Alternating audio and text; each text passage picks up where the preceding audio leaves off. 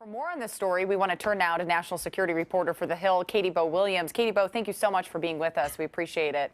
Glad to be here. You know, I want to ask you, this seems like such a measured response from Vladimir Putin, saying that he will not stoop to the level of kitchen diplomacy. Does that surprise you?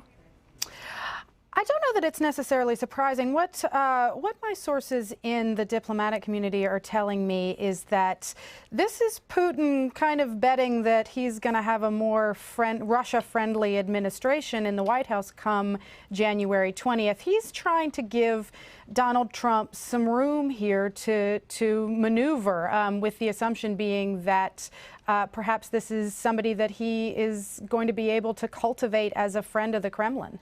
He has to be very careful here, I would think, though, too. President-elect Trump does, that he doesn't seem overly friendly. But he has downplayed, really, the Russian hack in terms of what happened within the election, saying we ought to just get on with our lives. We know that Trump will meet with the intelligence community next week. What options are really on the table for the incoming administration here? And talk about that delicate balance. Well, Trump hasn't just downplayed the allegations of Russian hacking. He's outright denied it.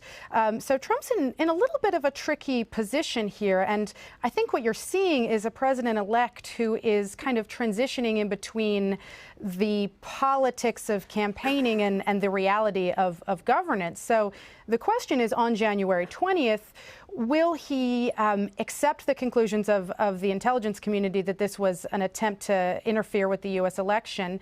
And will he further treat that as something that requires his response as a president, not just as a candidate who is campaigning for office or who is defending the legitimacy of his victory? So he's got a lot of options when he gets into the Oval Office. One of them is completely undoing what President Obama announced yesterday. He could go the other direction as well. Certainly, Republican leaders on Capitol Hill are pushing for broader sanctions against Russia. And not long ago, Senator John McCain came out and announced that the Armed Services Committee is going to hold hearings on the matter prior to the inauguration. So Republicans on Capitol Hill are signaling that they're not going to quit pushing for more retaliatory measures against Russia.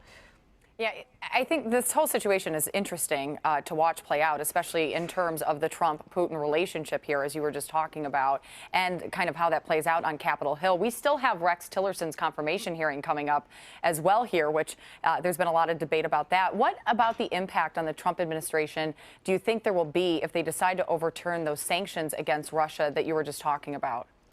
I think if they do come in on January 20th and overturn these sanctions, I think you're going to see Capitol Hill leaders raise quite a bit of much more hue and cry in the Rex Tillerson confirmation hearing, because, of course, the biggest question that you're seeing lawmakers raise about him is his connection to Russia and whether or not he has operated as a businessman doing, sort of the kind of normal good faith efforts that you do in order to do business in another country, or whether or not he's a sympathizer with a nation that doesn't necessarily have America's best interests at heart. So if Trump comes in and overturns these sanctions, he's going to be sending a pretty clear signal about his attitude towards the Kremlin, and that will in turn raise more questions about his pick for Secretary of State. Katie Bo Williams, thanks so much for being with us. Thanks so much.